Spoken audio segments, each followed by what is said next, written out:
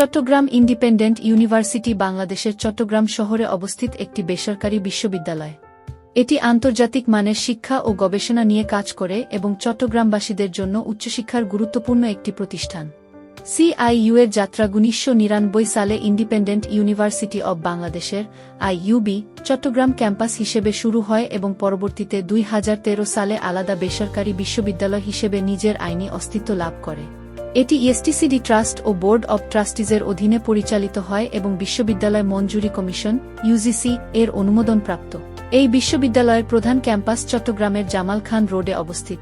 এখানে উন্নত lab, digital library, classroom ও campus network সহ আধুনিক শিক্ষা ব্যবস্থা রয়েছে। CIU নর্থ আমেরিকান ধারার কোর্স কারিকুলাম ও ওপেন ক্রেডিট সিস্টেম ব্যবহার করে, যা বিদেশে উচ্চতর ডিগ্রি নেওয়াকে সহজ করে। এই বিশ্ববিদ্যালয়ে ব্যবসায় শিক্ষা, ইঞ্জিনিয়ারিং ও কম্পিউটার সায়েন্স, আইন এবং লিবারেল আর্টস ও সামাজিক বিজ্ঞান বিষয়ে স্নাতক ও স্নাতকোত্তর পর্যায়ের প্রোগ্রাম রয়েছে। আচ্ছা, চলুন কথা না বাড়িয়ে সরাসরি আমাদের আজকের এই এক্সপ্লেনারে ঢুকে পড়ি। আজকে আমাদের আলোচনার কেন্দ্রে রয়েছে চট্টগ্রাম ইন্ডিপেন্ডেন্ট ইউনিভার্সিটি বা সংক্ষেপে CIU। আমরা মূলত এই প্রতিষ্ঠানটির আদ্যপান্ত মানে একদম খুঁটিনাটি সবকিছু নিয়ে একটা বিস্তৃত বিশ্লেষণ দাঁড় করানোর চেষ্টা করব। কারণ সত্যি বলতে কি, এটি শুধু সাধারণ একটা শিক্ষা প্রতিষ্ঠান নয়, বরং পুরো দস্তুর একটা আধুনিক আর স্বয়ংসম্পূর্ণ ইকোসিস্টেম। শুরুতেই একটা চমকে দেওয়ার মতো নাম্বার বলি, 445 মিলিয়ন টাকা। অবিশ্বাস্য হলেও সত্যি যে ঠিক এই পরিমাণ অর্থই CIU গত মাত্র 5 বছরে স্কলারশিপ আর টিউশন ফি ওয়েভার হিসাবে তাদের শিক্ষার্থীদের দিয়েছে। মানে শুধুমাত্র আর্থিক কারণে যেন কোনো মেধাবী শিক্ষার্থীর পড়ালেখা আটকে না যায়, সেটার পেছনে এটা কিন্তু তাদের বিশাল একটা কমিটমেন্ট। আর এই কমিটমেন্টের শেকড়টা আসলে লুকিয়ে আছে তাদের ভিশনের মধ্যেই। চট্টগ্রামের একদম প্রাণকেন্দ্র মানে জামাল খানের মতো একটা কোলাহলপূর্ণ এডুকেশনাল হাবে অবস্থিত এই UGC অর্থাৎ ইউনিভার্সিটি গ্র্যান্ড কমিশন এবং সরকার অনুমোদিত বিশ্ববিদ্যালয়টির মূলমন্ত্রই হল Lord advance me in knowledge, অর্থাৎ প্রভু আমাকে জ্ঞানে অগ্রসর করুন। এই একটা লাইন থেকেই কিন্তু তাদের দীর্ঘমেয়াদী লক্ষ্যের পরিষ্কার একটা ধারণা পাওয়া যায়। তো পুরো বিষয়টা সুন্দরভাবে গুছিয়ে আলোচনা করার জন্য আজকের এই বিশ্লেষণকে 5টি ভাগে ভাগ করা হয়েছে। 1. CIU এর পরিচিতি। 2. স্কুল এবং academic program. 3. Spotlight CIUBS। 4. Tuition এবং ফিনান্সিয়াল এইড। এবং সবশেষে 5. ভর্তির রোডম্যাপ। চলুন তাহলে 1 নম্বর পয়েন্ট অর্থাৎ CIU এর পরিচিতি, ক্যাম্পাস এবং ভিশন দিয়ে শুরু করা যাক। ইতিহাস ঘাটলে দেখা যায় 1999 সালে এটি মূলত IUB এর একটা ক্যাম্পাস হিসেবে যাত্রা শুরু করেছিল। এরপর 2013 সালে এসে CIU পুরোপুরি একটা স্বাধীন বিশ্ববিদ্যালয় হিসেবে আত্মপ্রকাশ করে।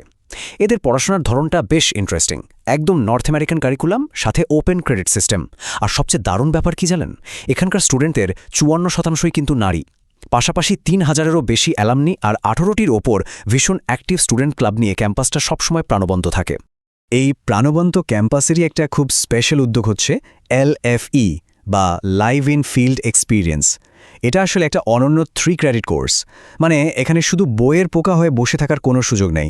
স্টুডেন্টদের সরাসরি মাঠে গিয়ে বাংলাদেশের সমাজ, শিল্প কারখানা আর গ্রামীণ অর্থনীতি কিভাবে কাজ করছে তার একদম ফার্স্ট হ্যান্ড বাস্তব জ্ঞান নিতে হয়। থিওরির সাথে প্র্যাকটিক্যালের এর চেয়ে দারুণ মেলবন্ধন আর কি হতে পারে। এবার আসা যাক আমাদের দ্বিতীয় ভাগে, স্কুল এবং একাডেমিক প্রোগ্রাম, 4টি মূল ভিত্তি। CIU এর পুরো একাডেমিক কাঠামোটা মূলত 4টি শক্তিশালী পিলারের ওপর দাঁড়িয়ে আছে। প্রথমটি হল CIU বিজনেস স্কুল, যেখানে BBA এবং MBA করানো হয়। এরপর আছে school of science and engineering, যেখানে CSE এবং EEE পড়ার সুযোগ রয়েছে।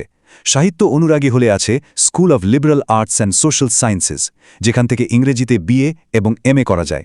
আর সবশেষে স্কুল অফ ল, যা LLB, LLM থেকে শুরু করে মানবাধিকারের উপর স্পেশালাইজড LLM করার সুযোগ করে দিচ্ছে।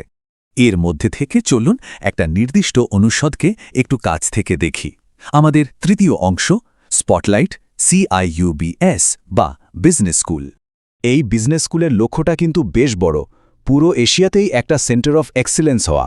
আর এই লক্ষ্য পূরণে ACCA, ব্র্যাক ব্যাংক কিংবা লঙ্কা বাংলা সিকিউরিটিজের মতো শীর্ষস্থানীয় প্রতিষ্ঠানগুলোর সাথে তাদের সরাসরি পার্টনারশিপ রয়েছে।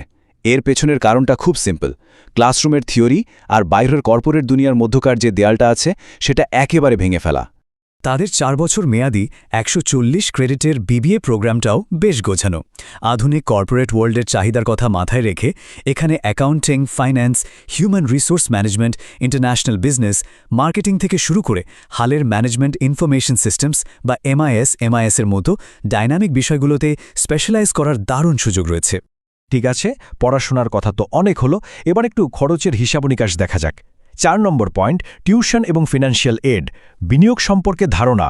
উচ্চশিক্ষার ক্ষেত্রে আর্থিক দিকটায় ট্রান্সপারেন্সি থাকাটা খুব জরুরি, তাই না? বিবিএ এবং এলএলবি প্রোগ্রামের কথা যদি ধরি, 4 বছরে এখানে সর্বমোট বিনিয়োগের পরিমাণ দাঁড়ায় 6,35,000 টাকা। এর মধ্যে অ্যাডমিশন ফি 15,000, অ্যাক্টিভিটি ফি 60,000 আর ক্রেডিট প্রতি 4,000 টাকা করে 140 ক্রেডিটে মোট 5,60,000 টাকা টিউশন ফি ধরা হয়েছে। মানে কোনো হিডেন চার্জ বা লুকানো খরচ নেই, সব কিছু একদম কাঁচের মতো পরিষ্কার। তবে মজার ব্যাপার হলো এই পুরো খরচটাই কিন্তু বেশ অনেকটা কমে যেতে পারে। কিভাবে? স্কলারশিপের মাধ্যমে। একাডেমিক ফলাফল যদি ভালো হয়, যেমন ধরুন ন্যাশনাল কারিকুলামে জিপিএ 10 কিংবা ইংলিশ মিডিয়ামে 4টা এ গ্রেড, তাহলে টিউশন ফিতে 100% পর্যন্ত মৌকুফ পেয়ে যাওয়ার চমৎকার সুযোগ রয়েছে। রেজাল্ট একটু এদিক সেদিক হলেও 50% বা 25% স্কলারশিপ তো থাকছেই। আর শুধু যে রেজাল্টের উপর ভিত্তি করেই স্কলারশিপ দেয়া হয় তা কিন্তু নয়। আর্থিক অবস্থা বিবেচনা করে নিড কাম মেরিট স্কলারশিপের মাধ্যমে 10 থেকে 75% পর্যন্ত ছাড় পাওয়া যায়। এছাড়া ভাইবোন কোটা, মুক্তিযোদ্ধা বা দুর্গম এলাকার কোটা, এমনকি এমবিএ প্রফেশনাল কিংবা আইইবি মেম্বারদের জন্য 40% ওয়েভারের মতো দারুণ সব আর্থিক সহায়তা রয়েছে। বোঝাই যাচ্ছে শিক্ষার দরজা সবার জন্য উন্মুক্ত রাখতে এই ব্যবস্থা। এবার একদম শেষ পর্যায়ে চলে এসেছি আমরা, আমাদের 5 নম্বর সেকশন, ভর্তির রোডম্যাপ, ভর্তির ধাপসমূহ। ভর্তি হতে গেলে আসলে কি করতে হবে? খুব সংক্ষেপে বললে, সাধারণ আন্ডারগ্র্যাজুয়েট প্রোগ্রামের জন্য এসএসসি ও এইচএসসিতে মিলিয়ে ন্যূনতম 6.0 জিপিএ থাকতে হবে। ও লেভেল বা এ লেভেলের ক্ষেত্রেও নির্দিষ্ট কিছু বেসলাইন রিকোয়ারমেন্ট আছে।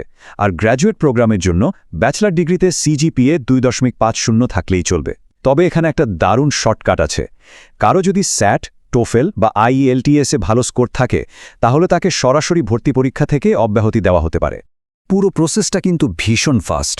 আসন্ন স্প্রিং 2025 সেশনের টাইমলাইনটা একটু খেয়াল করলেই বোঝা যায়। 11 জানুয়ারি আবেদনের শেষ দিন, আর পরের দিনই লিখিত পরীক্ষা ও ভাইভা। এরপর 13-14 তারিখে অ্যাডভাইজিং শেষ করে একদম 26 তারিখেই ক্লাস শুরু।